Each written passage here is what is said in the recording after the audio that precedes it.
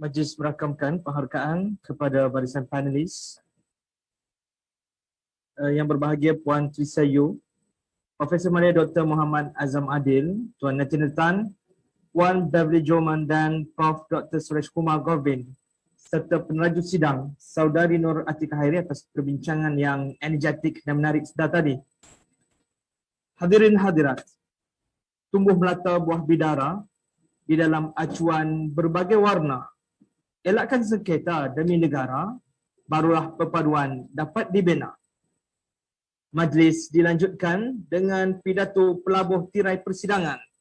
Dengan besar hati, majlis menjemput Tuan Haji Ahmad Azam Abdul Rahman, Presiden Wadah Pencerdasan Umat Malaysia, untuk menyampaikan pidato penyempurnaan penutupan, seterusnya melancarkan penerbitan edisi mutakhir Risalah Habib.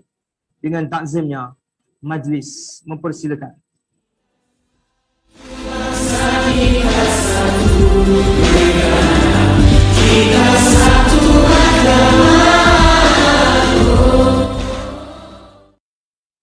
Bismillahirrahmanirrahim. Alhamdulillahirabbil alamin. Wassalatu wassalamu ala asyrofil anbiya'i wal mursalin sayyidina Muhammadin wa ala alihi washabbihi ajmain. Yang besar Saudara Faisal Aziz, Presiden ABIM, bahagia Datuk Seri Muhammad Nazir Tun Razak.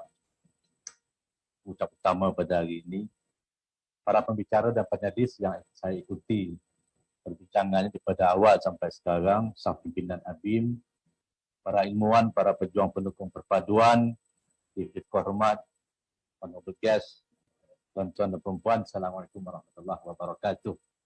Kita dah sampai ke penghujung dan saya sangat teruja dan dapat banyak manfaat daripada perbincangan kita pada hari ini. Alhamdulillah. Pertama, saya berpandangan bahawa ada 3 syarat paling kurang untuk menjayakan agenda bangsa Malaysia ini. Seandainya 3 syarat ini dapat kita penuhi, saya yakin dalam masa yang terdekat kita akan mampu untuk melihat impian kita, bangsa Malaysia yang bersatu padu, bangsa Malaysia yang bergerak seia sekata, segerap selangkah ke hadapan.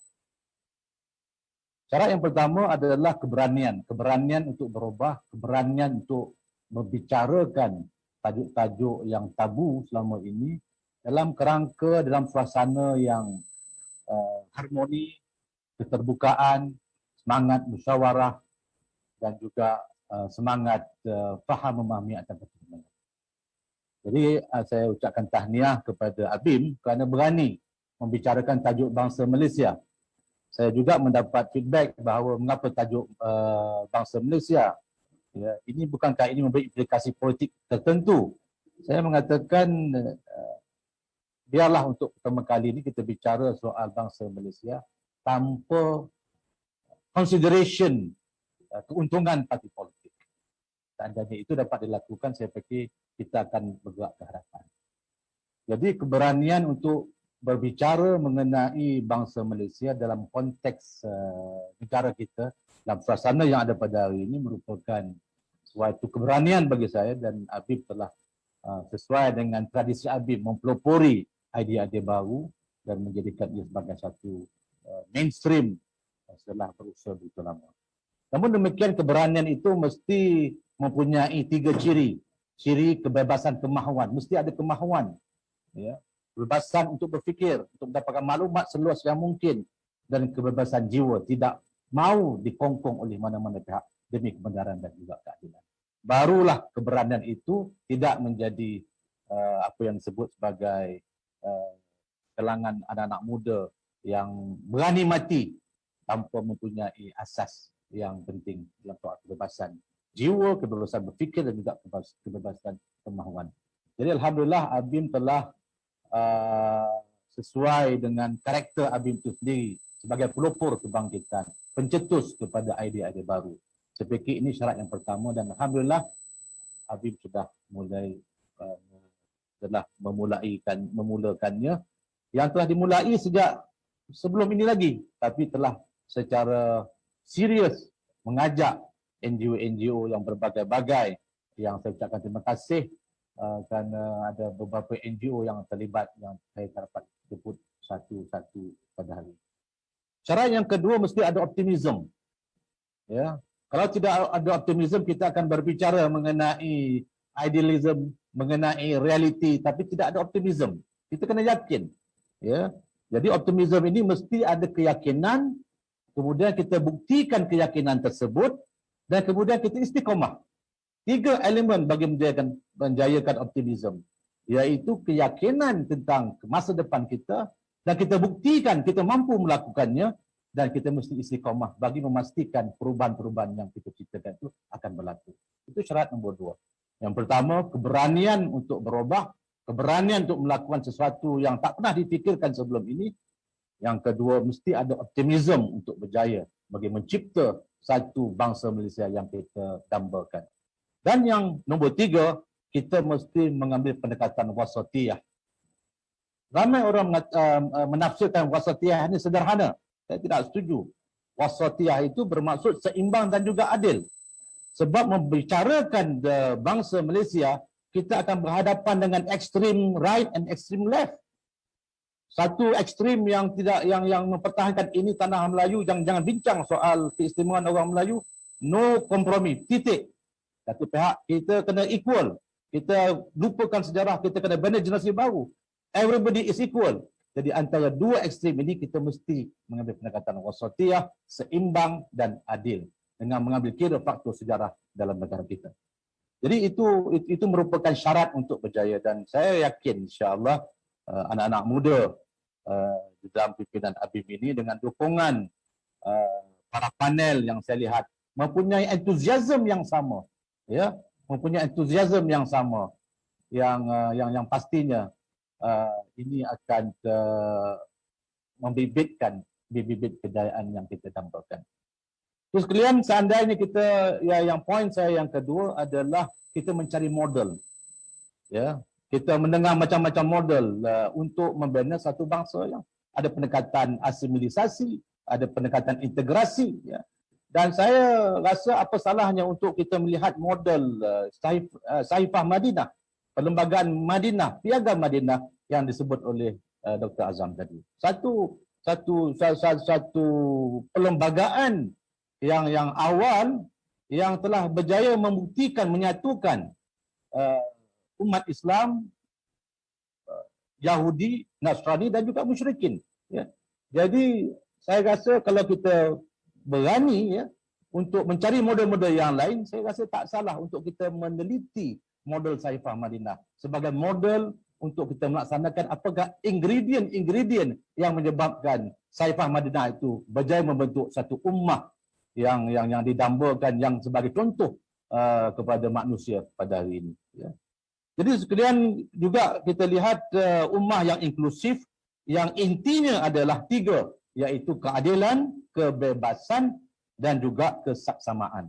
Ini yang dibincangkan oleh John Locke dan segala macam, iaitu justice, freedom and equality.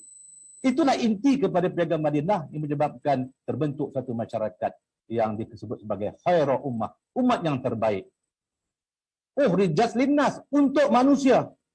Ya, umat yang terbaik untuk manusia. Jadi Saifah Madinah itu adalah gambaran model untuk manusia yang boleh kita kaji.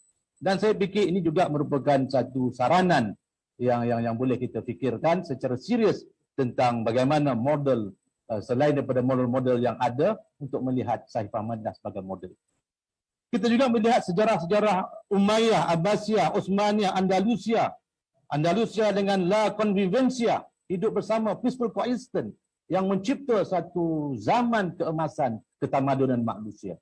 Jadi dalam hal-hal begini saya fikir kita tidak ketandusan model-model, cuma mahu tak kita mengkaji model-model ini, ya, untuk kita melihat, mendapat inspirasi kepada cita-cita pembinaan bangsa Malaysia. Tuan-tuan dan puan-puan sekalian, alhamdulillah akhirnya saya mengatakan bahawa apa juga yang nak kita bincangkan ini, kita tak boleh lari daripada 5 asas. 5 asas ini harus menjadi kata orang tu foundation, ya, asas untuk kita berbincang dan meneruskan. Kalau tidak, kita ada masalah. Asas yang pertama iaitu apapun yang kita bincang, kita tak boleh lari daripada semangat perlembagaan yang telah ada dengan sejarah-sejarahnya sekali. Kita bukan wujud tiba-tiba, tapi kita punya sejarah. Jadi yang pertama, asas yang pertama mesti memahami, ya, menghayati semangat perlembagaan yang ada. Ya, kalau nak reform pun semangat sejarah perlembagaan itu harus kita fahami. Itu asas yang pertama. Asas yang kedua iaitu kita kena terima realiti kemalaysiaan. Ya, realiti kemalaysiaan yang dianugerahkan dengan pelbagai bangsa, pelbagai agama yang ada di dunia ini.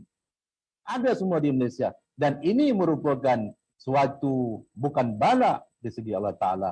Allah Taala menyebutkan li ta'arafu. Ya, persoalan kepelbagaian itu bukan suatu bala ataupun suatu benda yang ditakuti, tapi merupakan satu rahmat, ya, untuk kita saling manfaat dan memanfaatkan antara satu sama lain. A very important concept li ta'arafu, untuk mengenali antara satu sama lain dan untuk kita saling mendapat manfaat antara satu sama lain.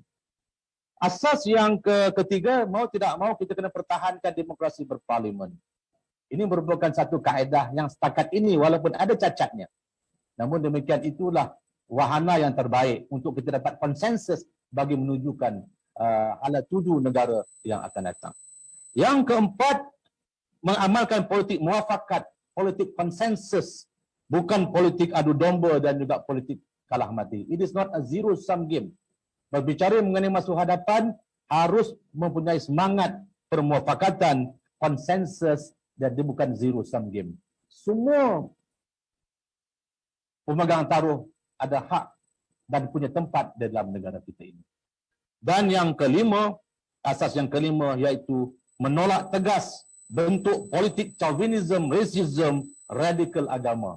Yang saya fikir ini merupakan resipi kepada disaster malapetaka pada negara kita. Seandainya elemen-elemen kebencian kaum ini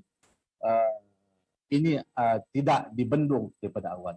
Jadi tuan-tuan dan puan-puan sekalian, itulah yang saya dapat rumuskan daripada perbincangan sejak pagi tadi, dan saya rasa bersyukur bahawa kita telah dapat menyempurnakannya pada hari ini, dan saya anggap ini sebagai satu permulaan.